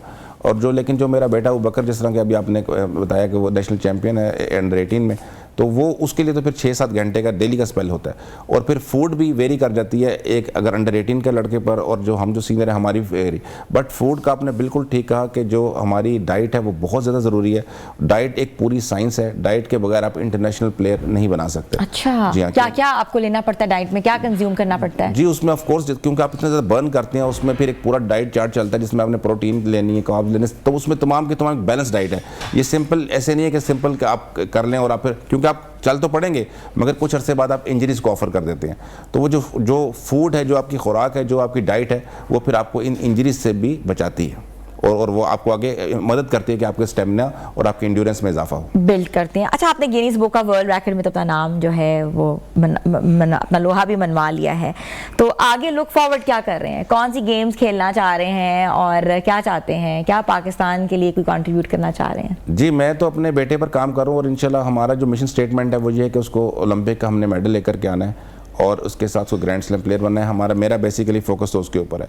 और जहाँ तक वर्ल्ड रिकॉर्ड की बात की जाए, ये मैं I am the only 1 person in Pakistan जिसका टेनिस में वर्ल्ड रिकॉर्ड बना है। इससे पहले हमारा किसी भी पाकिस्तान के प्लेयर का गिनीज वर्ल्ड रिकॉर्ड में नाम नहीं आया। तो ये एक मैं समझता हूँ कि अल्लाह ताला ने मुझे बहुत बड़ा एजाज़ से नवाजा है कि इतने सालों में पाकिस्तान में कोई भी गिनीज में नाम नहीं था, और जो कि अल्लाह के फजल करम से मेरा नाम आया, और मैं इसको आगे मजीद रिकॉर्ड्स को भी बनाना चाहूँगा, और इंशाल्लाह आने वाले सालों में आप देखेंगे कि हम कुछ और रिकॉर्ड भी बनाएंगे इंशाल्लाह। बिल्कुल ऐसी। अच्छा तलहा, थोड़ा सा मुझे बताएं, ये जो टेनिस प्लेयर होते हैं इनकी गेम की लाइफ इतनी कम क्यों होती है? हमने देखा जैसे इंटरनेशनल प्लेयर्स हैं, नोवाक जोकोविच को हम कब से देख रहे हैं, रॉजर फेडरर को हम कब से देख रहे हैं। I was very small when I am seeing Roger Federer, even Williams sisters you know खेल रही हैं। मगर ओवरऑल अगर हम बाकियों की बात करें तो आते हैं और गायब हो जाते हैं, क्यों? क्योंकि जिस तरह मैंने आपको बताया ना, इसमें ये टेनिस है, ये एक वन ऑफ दी ऐसी गेम है कि जिसमें इंजरीज बहुत ज़्यादा होती हैं। अच्छा। इसमें उस लेवल के ऊपर अपनी स्पीड को मेंटेन करना इतना आसान नहीं है। इसलिए आपने बिल्कुल ठीक कहा कि जो इंटरनेशनली है वहाँ पर कुछ लोग डिसअपियर भी जल्दी हो जाते हैं। उसके बहुत बड़ा चैलेंज एक होता है कि आपकी इंजरीज को कंट्रोल आप नहीं कर पा रहे होते, यहाँ पर उससे फिर बहुत बड़ा नंबर नहीं कर पा रहे होते, जिसकी वजह से फिर आम जो लोग देखने वाले हैं उनको लगता है कि वो डिसअपियर हो गया, मगर वो अपने थोड़े निचले लेवल पर आकर के अपनी गेम वो जारी रखते हैं। ठीक है। चल हाँ, आजकल देखा आपने पैडल टेनिस हर जगह आ गया है। टेनिस हमारा जो है वो खत्म हो गया हुआ, एक नया टेनिस छोटे रैकेट के साथ, छोटी बॉल के साथ हम लोग खेल रहे हैं। हर दूसरी सोसाइटी में, लोकेलिटी में पैडल टेनिस का रुझान आ गया है। क्या ये जो पैडल टेनिस है ये अच्छा टेनिस प्लेयर बना सकता है? नहीं, paddle tennis itself it's a separate game, और उसने आकर लोगों को मुतासर किया। बट लाइक प्रैक्टिस तो कर सकता है ना। मगर टेनिस का फील आपका नहीं होता। टेनिस का अगर आप टेनिस प्लेयर अगर पैडल पे जाता है तो उसका फील का फर्क आ जाता है। वो टेनिस कंटिन्यू नहीं कर पाता उस लेवल पर जिसकी हम बात कर रहे हैं। अदरवाइज ये कि पैडल तो हमारी, अगर मैं देखूंगा तो जिंदगी में मेरी जब से मैंने होश संभाला पहली गेम है जो दुनिया में आई है, इंट्रोड्यूस हुई है और इतनी जो पॉपुलर हुई है जी। और क्योंकि it is bit easy to play, it is, ये काफ़ी आसान है खेलना, क्योंकि टेनिस अगर आप स्टार्ट करते हैं तो वो 3-4 महीने तो बॉल को सिर्फ कोर्ट में अंदर लाने में, कंट्रोल में लग जाते हैं। तो paddle tennis is comparatively easy. इसका मैकेनिज्म से डेवलप हुआ है कि शाम को होती है, ज़्यादातर लोग शाम को खेलते हैं और फैमिलीज के साथ होते हैं, तो ये एक थोड़ा गाला बन गया जिसकी वजह से it becomes very very popular. आपने बिल्कुल ठीक कहा कि ये पाकिस्तान में इस वक्त और बल्कि दुनिया पूरी में ये काफ़ी ज़्यादा पॉपुलर है। क्योंकि हमने देखा था कि पाकिस्तान में तो टेनिस कोर्ट हमने इस सूरत में नहीं देखे जब हम बड़े हुए हैं, तो हमने लेकिन पैडल टेनिस देखा है जी। और बहुत तेज़ी से रैपिडली आप देखेंगे आए दिन मेरे ख्याल है टेनिस की तादाद इनकी बढ़ गई है। टेनिस की तादाद, टेनिस कोर्ट्स के, अगर आप दोनों कोर्ट्स का अगर आप काउंटिंग करें तो शायद पैडल वाले इस वक्त ज़्यादा हो गए हैं टेनिस से। ठीक है। अच्छा, ओलंपिक में अगर आप रिप्रेजेंट करते हैं टेनिस को तो क्या रिक्वायरमेंट होती है आपको? किन किन टूर्नामेंट से गुजरना पड़ता है और क्या कंट्रीब्यूशन होती है आपकी? जी, ओलंपिक के लिए वो उनका क्राइटेरिया होता है कि जो टॉप प्लेयर्स को वो उठाते हैं उनका, और उस फर्दर फिर कुछ अपने उनके फर्दर भी हैं, वो एक लंबी डिटेल है उसमें जिसमें क्राइटेरिया पे आपने पूरा उतरना होता है। मगर इसमें जो एक नटशेल बात वो ये है कि जिसमें आप अपने फ्यूचर खेलते हैं, चैलेंजर्स खेलते हैं, ATP खेलते हैं, फिर इसके बाद फिर नंबर्स बनते हैं, तो फिर जो टॉप नंबर्स के होते हैं उनको वो ऑफर करते हैं कि आप आगे इस टूर्नामेंट में हिस्सा लें। जैसे कि ग्रैंड स्लैम के अंदर भी आप डायरेक्ट एंट्री नहीं कर सकते, उससे पहले ये कि आपको अपने नंबर्स और रैंकिंग बनानी पड़ती है। रैंकिंग आपकी होती है, पूरी एक रैंक आती है, रैंकिंग आती है। अच्छा, जब लंदन में आपने सर्टिफिकेट लिया, क्या तासुरात थे, थोड़ा सा उसके बारे में बताएं, क्या फील कर रहे थे? ऑब्वियसली जब कोर्ट में भी उतरते हैं तो पाकिस्तान के साथ नेशनल एंथम होता है, बहुत गूज बम्स आते हैं, ग्रीन फ्लैग, उसके साथ साथ ग्रीन कोट की बहुत अहमियत है। जी, मैं समझता हूँ कि ये मेरी ज़िंदगी का एक बहुत ही यादगार लम्हा है, और बल्कि ये एक ऐसी अचीवमेंट है जो मैं खुद भी बचपन में सोचा करता था, और बल्कि बचपन के बड़े होने तक भी हम ये सोचते रहे कि कौन लोग हैं जिनका नाम गिनीज़ में आता है। गिनीज़ वर्ल्ड रिकॉर्ड में नाम आना, आपको पता है, इतना आसान बात तो है नहीं है, क्योंकि उनकी अपने बहुत ज़्यादा स्क्रूटनिंग और बहुत ज़्यादा उनका एक पूरे मरहले से गुजरना पड़ता है। ये ऐसे नहीं है कि आपने अटैम्प्ट किया और रिकॉर्ड बन गया। और अल्लाह ताला का शुक्र है कि जिस जगह पर मैं गया, मैं लंदन में गया हूँ, तो पाकिस्तान का फ्लैग मेरे साथ होता है, तो इससे बड़ी मेरे ख्याल है कि सेंस ऑफ अचीवमेंट कोई नहीं हो सकती कि अगर आपकी वजह से आपका मुल्क का नाम रोशन हो और आपका परचम आपके साथ साथ। अच्छा, इंस्पिरेशन कौन थी आपकी? We have a lot of main stars, internationally भी टेनिस इंस्पिरेशन थी, और टेनिस का गेम जो है प्रमोट भी बहुत हुआ है पूरी दुनिया में। ग्रैंड स्लैम देखा जाता है, ओलंपिक्स में देखा जाता है, और भी बहुत से टूर्नामेंट्स होते हैं। जी बिल्कुल। मैं तो जब हमने मैंने को फिर इवेंचुअली जो प्लेयर आते हैं, देखें जितने भी टेनिस के प्लेयर टॉप पर आते हैं वो इंस्पायर करते हैं पूरी दुनिया को, इसमें तो कोई शक नहीं है। जिस तरह फुटबॉलर भी इंस्पायर करते हैं, टेनिस प्लेयर इंस्पायर करते हैं, क्रिकेटर्स भी इंस्पायर करते हैं, तो हमारे भी जो इस तरह के बोरिस बेकर का मैंने मुझे बहुत फेवरेट थे। जब मैंने अपना होश संभाल रहा था तो मैं उनको देखता था, तो मैं कहता यार दिस इज मतलब वंडरफुल गेम। तो उसके बाद हमने इसमें स्टार्ट जब किया, और स्टार्ट आकर फिर इसका जब रिकॉर्ड बन जाना, वो मेरे ख्याल है कि इस तरह के आपकी ख्वाब पूरा हो गया हो। टेनिस ऑब्वियसली जो व्यूज़ आपको देख रहे हैं और टेनिस में आना चाहते हैं, तो उनको कैसी टेक्निक इस्तेमाल करनी चाहिए? क्या एक टिप है जो आप उनको दे सकते हैं कि ये टिप है जो कि कहते हैं ना कि गोल्डन की है, राज है इसके पीछे? What is that? जी, राज बड़ा यहाँ है, राज बड़ा ओपन है सबके लिए, ना सिर्फ टेनिस बल्कि सबके लिए। बात सिर्फ एक है कि hard work is the name of the game. आप दुनिया में कहीं भी हैं, किसी शोबे में भी हैं, अगर आप मेहनत कर रहे हैं तो अल्लाह ताला कभी भी आपकी मेहनत को रायगा नहीं जाने देंगे। ये मेरा पक्का और फर्म बिलीव है, और यही दिस इज़ द मेन की। और जो अगर अपॉर्चुनिटीज़ की बात की जाए तो टेनिस के अंदर बेशुमार अपॉर्चुनिटीज़ हैं हर जगह के ऊपर। अब आपको लाहौर के अंदर जिन्ना जो हमारा बाग जिन्ना है, जिन्ना गार्डन में चल जाएँ, यहाँ पर काफ़ी ज़्यादा अपॉर्चुनिटीज़ हैं और आप जाकर टेनिस कोर्ट्स अवेलेबल हैं, आप खेल सकते हैं। और को बहुत ज़्यादा उसकी फ़ीस भी गवर्नमेंट ने नहीं रखी हुई, नॉमिनल प्राइस के ऊपर यू कैन स्टार्ट। अच्छा, कम फीस है। जी हाँ, ठीक है, thank you so much Talha Waheed साहब, हमारे सीनियर टेनिस प्लेयर आज हमारे साथ मौजूद थे। Guinness book of world racket में इनका नाम जो है वो रजिस्टर हुआ है, और पाकिस्तान के लिए बहुत खुशाइन बात है कि पाकिस्तान के जितने भी सीनियर प्लेयर्स हैं या टेनिस के शोबे में भी आगे आ रहे हैं और एक लेगेसी लेके चल रहे हैं, अपने बच्चों को भी लिए भी चाहते हैं कि वो पाकिस्तान का नाम रोशन करें, ख़ासतौर पर टेनिस की गेम में। छोटी सी ब्रेक पे जा रहे हैं, आप लोग हमारे साथ रहें।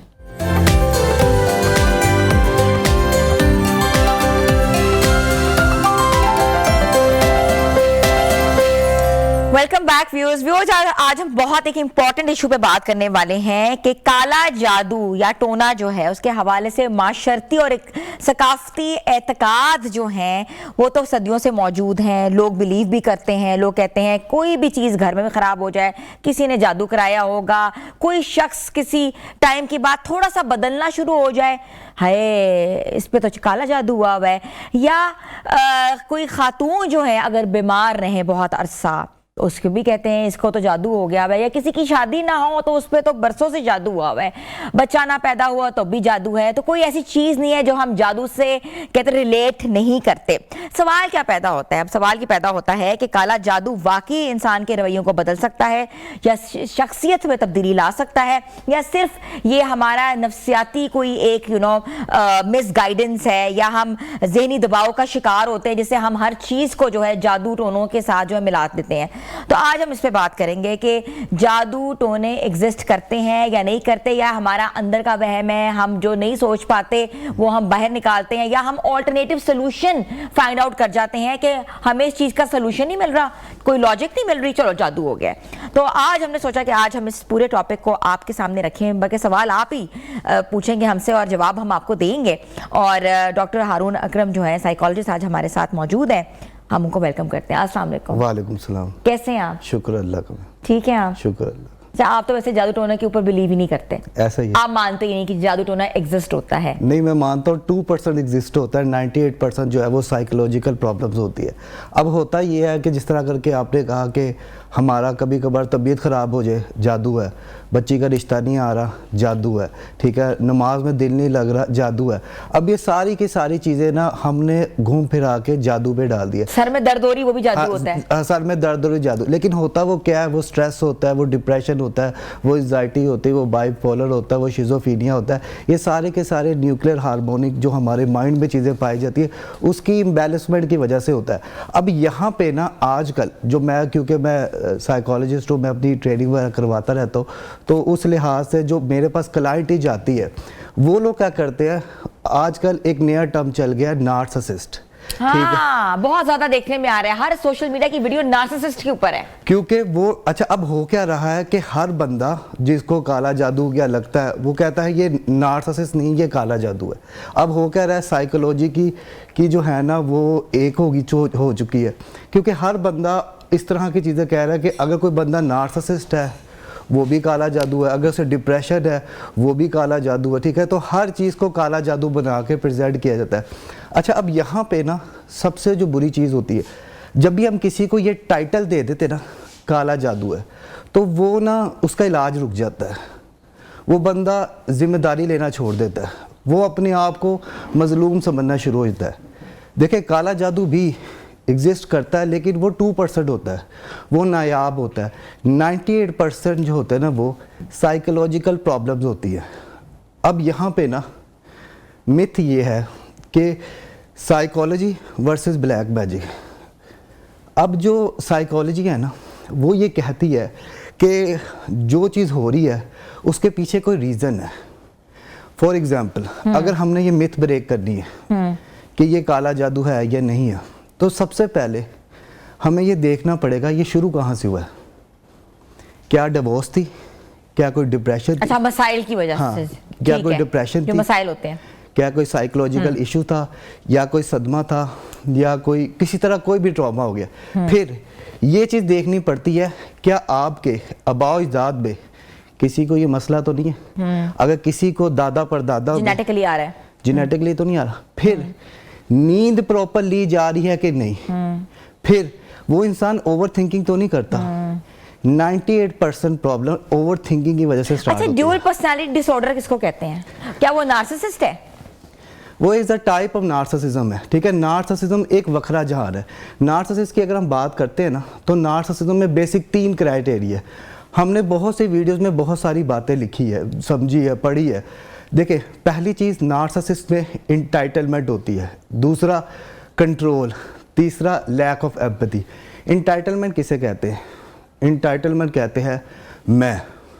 नार्सिसिस्ट की कहानी मैं से शुरू होकर मुझ पे ख़त्म होती है। सेल्फ सेंटर्ड, सेल्फ सेंटर, सारी की सारी तारीफ उनकी, सारा का सारा खुशी उनकी, सारा का सारा सुकून उनका, आप जाए भाड़ में, ठीक है। दूसरा होता कंट्रोल, वो कंट्रोल करते हैं, वो आपके डिसीजन को कंट्रोल करते हैं, वो आपकी ऑब्जर्वेशन को हर बात में चीख निकालते हैं। नहीं, वो चाहते हैं कि उनके तरीके से दुनिया चले। वो कहे तो सुबह, आप कहें सुबह, वो कहे तो रात है, आप कहे रात है। उनकी मर्जी के खिलाफ चीज़ें हो जाए तो उनको लगता है उनका कंट्रोल जा रहा है। और लास्ट होता है जिसे हम लोग कहते हैं लैक ऑफ एम्पैथी। हम एम्पैथेटिक नहीं होते। आप मर जाए, मिट जाए, जो मर्जी कर ले, उन्हें फर्क नहीं पड़ना। उन्होंने कहा ना इसमें क्या है? आपने किया क्या है, और जो कुछ कर रहे हो तुम अपनी मर्जी से करो, इसमें मेरी कोई गलती नहीं, मेरा कोई कसूर नहीं, ये तुमने सारी अपनी ही खुशी के लिए किया है, तो मुझे ब्लेम नहीं करना। अच्छा डॉक्टर हारून, आपने बता दिया नार्सिसिस्ट क्या है, लेकिन अगर ये चीजें पहले नहीं थी और बाद में आई हैं, तो जो फर्द उनको देख रहे हैं या खातून उनको देख रही है, उस शख्स को, वो कहेगी इस पे तो जादू हुआ है, पहला तो ये ऐसा नहीं था, अब तो ये ऐसा हो गया जी। अच्छा, अब इसमें ना ये होता है, ये फंसाए जाते हैं आपको, ठीक है ना। इसकी 3 स्टेजेस होती है जिसे हम लोग कहते हैं नार्सिसिस्टिक साइकिल। पहले होती है आइडियलाइजेशन। ये वो दौर चलता है, स्टार्टिंग का फेज होता है, जिसमें तू हुस्न परी, तू सबसे जुदा, तू सबसे हंसी, तू सबसे खूबसूरत, तुम ही तुम हो, तुम दिन हो, तुम रात हो, मतलब कि आपको पहले चने के झाड़ पे चढ़ा दिया जाता है। फिर दूसरा पोर्शन आता है डीवैल्यूएशन का। अब आपको चने के झाड़ से नीचे उतारा जाता है, तनकीद की जाती है, मुआवजा किया जाता है, तुम बहुत सेंसिटिव हो, तुम ओवर थिंकिंग कर रही हो, ऐसा तो कभी हुआ ही नहीं, ये तुम गलत सोच रही हो, नीचे आ गए। अब यहाँ पे सबसे जो इम्पोर्टेंट चीज़ होती है, वो आप अपनी रियलिटी पे ना शक करना शुरू हो जाते हैं। अब आप इस कंडीशन में होते हैं कि आपको पता नहीं चल रहा होता कि यार सच क्या है, ठीक है ना। और लास्ट होता है डिस्कार्ड। डिस्कार्ड में क्या होता है, अब मैं बोलूँगा, दिन होगा, तुम्हें बोलना पड़ेगा, वरना तुम फारग हो, वरना तुम्हारी रिप्लेसमेंट मौजूद है, टोटल कट ऑफ। तो इन 3 तरीक़ों से आपको फंसाया जाता है। नार्सिसिस्ट बाय बर्थ नार्सिसिस्ट होते हैं, ठीक है ना, या उन्हें माहौल बना देता है, या उनके अंदर ना एक इंसिक्योरिटी के कॉम्प्लेक्स होते हैं कि नहीं मैं। अब इसमें ना मर्द नार्सिसिस्ट भी होते हैं और औरत नार्सिसिस्ट भी होती है। जब मर्द नार्सिसिस्ट होता है ना, वो कहता मैं, वो गुस्सा करता है, वो अपना ओहदा शो करता है, वो कहता है मुझसे बड़ा, मुझसे मजबूत। अब इनको ना ये चीज़ सिखाई जाती है कि रोना नहीं है, अपना दुख शो नहीं करना, मदद नहीं लेनी। तो होता ये कहीं ना ये उस गुस्से को पकड़ लेते हैं और कहते हैं सारे को पेंच दो। अब जब खातून नार्सिसिस्ट होती है ना, वो मजलूम नार्सिसिस्ट होती है, वो इमोशनल ट्रैप करती है, वो गिल्ट ट्रिप करती है। अब उस औरत को क्या सिखाया जाता है कि तुमने सबको खुश रखना है। जब आप सबको खुश रखने के चक्करों में ना, फिर आपको पता है ज़माना तो खुश हो नहीं सकता, देन दे कंट्रोल। तो नार्सिसिस्ट जो है वो कंट्रोल करता है, ठीक है ना। और फिर हमारा जो दिमाग है ना, हमें लगता है यार ये तो बड़ा अच्छा जा रहा था, ये तो सारी चीज़ें मेरे मुताबिक कर रहा था, इसको चेंज हो गया, एकदम चेंज हो गया। अब फिर हमारा देखें, हाथ पे चोट लगती नज़र आती है, पाँव पे चोट लगती नज़र आती है, दिमाग की तो चोटें नज़र ही नहीं आती, साइकोलॉजिकल इश्यूज तो पता ही नहीं चलते। और पाकिस्तान में साइकोलॉजिकल प्रॉब्लम का उर्दू तर्जमा है नफ्सियाती मसाइल। और मैं नफ्सियाती हूँ, और मैं पागल हाँ, इस तरह लोग कहते हैं। हालांकि कभी किसी ने नहीं कहा होगा कि मेरे टीथ में दर्द है तो मैं चेकअप करवाने जा रहा हूँ, या मेरे टांग में दर्द है तो मेरे घुटनों नहीं चल रही, लेकिन ओ मैं नफसियाती हाँ और तन्नू मैं पागल लगता है। तो इस तरह की ना गुफ्तगू होती है। तो फिर वो काला जादू कह के, अब जब काला जादू कह दिया तब जिम्मेदारी खत्म, मजलूमियत, आपको पता ही नहीं चल रहा कि अब आप करे क्या। तो वो कहीं ना कहीं पे ये हिसाब हो जाता है कि 98% जो है वो माइंड का मसला है और 2% कहीं ना कहीं जादू हाँ जादू है। इस्लाम भी हम बात करेंगे इस हवाले से भी। हमने छोटी सी ब्रेक लेनी है। डॉक्टर हारून हमारे साथ हैं, स्टे ट्यून विद अस।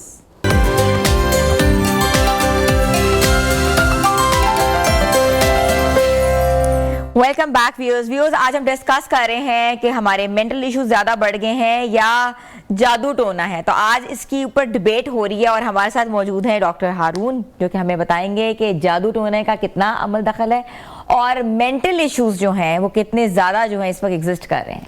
अच्छा, पहली बात तो मैं ये बता दूं कि इस्लाम में भी जादू टोना एग्जिस्ट करता है, लेकिन वो नायाब है, ठीक है, वो मखसूस है, उसके अंदर ना कुछ सिम्टम्स हैं। जब भी किसी को जादू टोना वाकई में होता है ना तो वो कमज़ोर महसूस करता है, वो इमोशनल हो जाता है, वो बहुत ज़्यादा वीक महसूस करता है और उसको लगता है कि उसे मदद की ज़रूरत है। अब सेम मिलते जुलते जो सिम्टम्स हैं ना वो साइकोलॉजिकल इश्यूज़ में भी होते हैं। तो इस बात का बता पाना कि उसको वाकई में काला जादू है या नहीं है, ये बड़ा मुश्किल केस है, ठीक है, क्योंकि मैंने जिस तरह पहले कहा कि ये नायाब है। उसके लिए हम लोग जो है ना वो साइकोलॉजिस्ट जो मिल के जो साइकेट्रिस्ट मतलब ट्रीटमेंट करते हैं उधर से पता ये चलता है, क्योंकि मेरा भी अपना रिसर्च है और हमारी एक रिसर्च टीम है, तो पता ये लगता है कि 98% जो है ना वो साइकोलॉजिकल प्रॉब्लम्स होते हैं। वो पास का कोई ट्रॉमा होता है, माजी में किसी की ज़्यादती हुई होती है किसी के साथ, वो पर्सन जो है ना वो उसी ज़्यादती को लेके चलता है, उसको हील नहीं करता। बचपन में वालिदैन से या तो प्यार नहीं मिलता या बहुत ज़्यादा डांट मिलती है, ठीक है ना, और वो कहीं ना कहीं पे जो साइकोलॉजिकल जो चाइल्डहुड वुंड्स होते हैं वही कैरी होते हैं और थ्रू आउट पर्सनैलिटी में बन जाते हैं।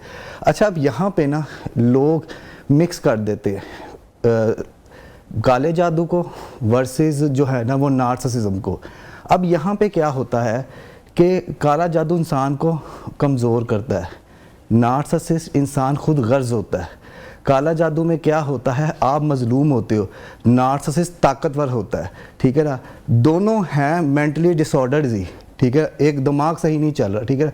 इसकी प्रॉपर ट्रीटमेंट की जा सकती है, लेकिन नार्सिसिस्ट अपने आप को बहुत ऊंचा देखता है, इसलिए वो कभी नहीं आता। मैं अक्सर एक मजाक में कहता हूँ कि नार्सिसिस्ट एक ऐसा इंसान होता है, पेट उसका ख़राब होता है, ऑपरेशन आपका हो रहा होता है, सर उसका फटा होता है, टांके आपको लग रहे होते हैं। तो नार्सिसिस्ट कहता भाई मैं तो ठीक हूँ, मुझसे बेहतर मुझसे आला कोई है नहीं। और जब हम जादू की बात करते हैं तो हम कहते हैं यार अब इस पे क्या करना है, इसको तो जादू है, इसको छोड़ दो। अब होता ये है, सबसे बड़ा जो जुल्म है, जब भी हम किसी के साथ ये टाइटल लगा देते ना कि इसे जादू है, उसके ऊपर से जिम्मेदारी हट जाती है, पहली चीज़।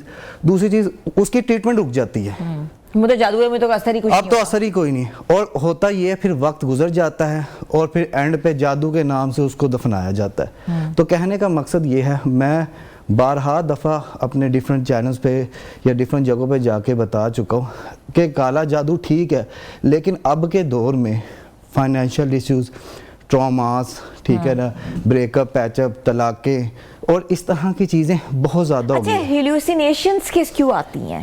हेलुसिनेशन तब आती हैं जब हम मुसलसल, मतलब कि बहुत से रीज़न्स है, लेकिन इसके अंदर जो मेरी कॉमन स्टडीज़ है वो हेलुसिनेशन वो तब आती है जब बहुत ज़्यादा इंसान ओवर थिंकिंग करता है। मतलब होती बात इतनी सी है, उसको सोच सोच के एक किताब है डेल कार्नेगी की, परेशान होना छोड़िए जीना शुरू कीजिए। उसमें वो कहता है कि 80% प्रॉब्लम जो हमारे माइंड में होते हैं वो कभी एग्जिस्ट ही नहीं करते।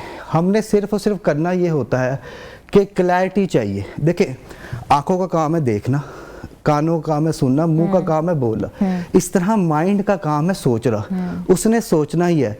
रिसर्च के मुताबिक 60,000 से ज़ायद ख्याल एक इंसान को आते हैं और 40% नेगेटिव होते हैं। अब हमने उस नेगेटिव को पॉजिटिव कैसे बनाना है, स्ट्रक्चर दे के। स्ट्रक्चर कैसे देना है, लिखने हैं अपने थॉट्स कि यार ये मेरे, अच्छा कुछ लोग मेरे पास आते हैं तो मुझे पता है उनकी क्या अचीवमेंट है, लेकिन उन्हें याद करवाना पड़ता है कि भाई तुम गोल्ड मेडलिस्ट हो, तुमने फ़लाँ उम्र में ये अचीव किया है, तुमने इतने फाइनेंशियल स्टेबल हो, इतने करोड़ तुम्हारे अकाउंट में फिर भी डिप्रेशन हो रहा है, फिर भी डिप्रेशन हो रहा है, ठीक है। तो वो सारी चीज़ें जब तक आप लिखेंगे नहीं ना, कॉपी पे नहीं उतारेंगे, या आपको याद नहीं रहेगा कि आपने क्या क्या किया, आपने क्या क्या किया। अच्छा, स्किज़ोफ्रेनिया क्या होता है? स्किज़ोफ्रेनिया जो होता है ना, वो भी मिलती जुलती टर्म ही है, ठीक है। उसमें ये होता है कि आपको हिलोसिनेशन प्लस आपका जो होता है ना, वो माइंड डिफरेंट चीज़ों को अब्जॉर्व करना शुरू कर देता है, और डिफरेंट रियलिटीज़ जो है ना वो आपके इर्द गिर्द शो करना शुरू कर देता है। इसमें होता ये कि आपको बहुत ज़्यादा इल्यूजन्स होते हैं, और आपकी जो है ना वो आपको अपनी रियलिटी पे ना शक होना शुरू होता है, आप चीज़ें इमेजिन करना शुरू हो जाते हैं, और एट द एंड जो होता है ना वो आपको लगता है कि शायद आपको, ये मेरे पास कुछ केसेस आए हैं जो कि सुसाइड पे भी गए हैं, ठीक है ना। तो यहाँ पे ना एक बात जानना ज़रूरी है कि जहाँ पे मेडिसिन ज़रूरत है वहाँ पे तवीज़ गुनाह है, और जहाँ पे दुआ और सब्र चाहिए ना, वहाँ पे हम ये कह दे कि इनकार कर दे तो वो तकब्बुर है। तो हमें दोनों चीज़ों को साथ ले के चलना है। अच्छा, हमने अक्सर देखा है लोग डिप्रेशन में चले जाते हैं, और आपने जैसे बताया कि सुसाइडल हो जाते हैं, और सुसाइडल वाकई हुए, मैंने खुद देखा है, हाथ काटना शुरू कर देते हैं और ऐसी जगह काट देते हैं जहाँ उनको दर्द ही नहीं होती। ऐसे ही तो वो फिर लोग कहते हैं यार इसको तो जादू है, वो देखो क्या कर रही है, अपने बालों को खींचना शुरू हो जाते हैं या अजीब तरीके से एक्ट करते हैं, उनका दिमाग उनका साथ नहीं दे रहा होता। तो आप उसको किस ज़िम्मे में लाते हैं? जादू के ज़िम्मे में लाते हैं कि मेंटल डिसऑर्डर के ज़िम्मे में लाते हैं या डिप्रेशन के ज़िम्मे में लाते हैं? देखिए, अब इसमें ना मैं आपको फिर बता रहा हूँ कि काला जादू सिर्फ 2% एग्जिस्ट होता है, और वो पता नहीं एग्जिस्ट करता भी है या नहीं। अच्छा, आप एक मिसाल ले लें, आपने कभी ट्राला देखा है? ट्राला बहुत बड़ा जो जिसके हारन लगा होता है, टिटी पापा, ठीक है ना, तो उसके पीछे लगा होता है बुरी नजर वाले तेरा मुंह काला। कभी आपने BMW के पीछे नहीं लिखा देख रहा होगा। फॉर एग्जाम्पल सोचे मैं सो के उठा, वाह आज मैं ट्राला चलाऊंगा कभी ऐसा नहीं हुआ, ठीक है। BMW के पीछे नहीं लिखा होता, ये कुछ हमारी सोच होती है, ये कुछ हमारी सोच होती है, हमारे नजरियात। ट्राले को सजाया भी तो कितना होता है ना, आप देखें कितने रंग बिरंगे उसने पेंट किए होते हैं। नहीं, वो पेंट किए होते हैं, लेकिन आप ये सोचे कि वो हमें नहीं चाहिए, ठीक है, वो हमारा कोई काम ही नहीं है उसका, लेकिन फिर भी उनको ये होता है कि यार हमें इस चीज़ का डर है। तो वो डर, fear, anxiety, depression, Anhil wound, ये सारी चीज़ें जब इकट्ठी हो जाती ना, तब उसका नतीजा वो निकलता है, फिर डिप्रेशन आ जाती है। अच्छा, डिप्रेशन कहते हैं माजी के ज़ख्मों को, एंजाइटी कहते हैं फ्यूचर की परेशानियों को।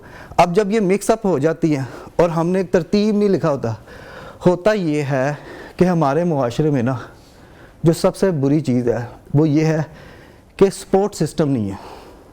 आज के दौर का सबसे बड़ा अलमिया ये है कि हमारे पास वक्त ही नहीं है। हालांकि मुझे ऐसा लगता है, मेरे पास जितने भी क्लाइंट्स आते हैं, अगर उनके पास कोई बड़ा भाई, कोई बड़ी बहन, कोई दोस्त, कोई रिश्तेदार ऐसा हो ना जो उनके ज़ख्म सुन ले, समझ ले, उन्हें जज ना करे, उनको तनकीद ना करे, उनका कंपैरिजन ना करे, उनको सिर्फ सुन ले और उसे कह दे यार कुछ नहीं होता है, चलता है, तो ये ओकर ही ना होता। ये है कि शुरू से बच्चे नाइंसाफ़ियाँ, ज़्यादतियाँ, चाइल्डहुड जो भी ट्रॉमास होते हैं वो अंदर रख के इन टर्म वो फिर इस तरह से हो जाता है कि वो जो होता है ना वो उनके साथ फिर बुरे चीज़ें होती हैं इन फ्यूचर। तो ये सारी की सारी जो होती है ना वो चाइल्डहुड वुंड्स होते हैं, ट्रॉमास होते हैं जो कि अनइंडस्ड होते हैं, जिसको हम कहते हैं कि यार हील नहीं होते, उस पर बात नहीं होती, चीज़ समझी नहीं होती, समझाई नहीं होती, तो जिसकी वजह से ये भी सारा कुछ हो रहा होता है। तो फिर वही बात आ जाती है कि फिर हमें समझ नहीं लग रहा और हमने इल्ज़ाम तो डालना है। अब हम ये थोड़ी ना डालें कि यार हमने नहीं सुना, तो हम कहते हैं यार ये सेफर साइड है, हम काले जादू पे डाल देते हैं। देखिए, लोगों को समझना बहुत मुश्किल है, काले जादू पे डालना आसान है, ठीक है ना। आदत बदलना बहुत मुश्किल है, काले जादू को कोसना आसान है। इंसान अपनी ये आपने बड़ी अच्छी बात की डॉक्टर साहब, और आपका आई थिंक डिबेट जो है यहाँ पूरी मुकम्मल होती है। जिस तरह कि आपने बताया है कि काला जादू जो है वो एग्जिस्ट करता है, मगर बहुत कम परसेंटेज में करता है। हमारे प्रॉब्लम्स जो होते हैं वो मेंटल प्रॉब्लम्स होते हैं, जिनको हम कब करते हैं, समटाइम्स कभी नहीं कर सकते, और एक दूसरे पे ब्लेम गेम चलती है। तो काला जादू और मेंटल इश्यूज इंटर रिलेटेड हैं, और ब्लेम गेम से निजात पाने के लिए बेहतर है कि अपनी सेल्फ एग्जामिनेशन करें। Thank you so much doctor साहब का आने का। और व्यूज, आज का आपको शो कैसा लगा? अपना फीडबैक जरूर दीजिएगा, और जिन्होंने कोई वीडियो मिस किया है तो हमारे सोशल पेजेस पे जाके वीडियोस देख सकते हैं, स्पेशली जो हमारा हेल्थ सेगमेंट था। मिलेंगे अगले हफ्ते नए प्रोग्राम के साथ। अपनी होस्ट हिना सलमान को इजाजत दें, तब तक के लिए अल्लाह हाफिज।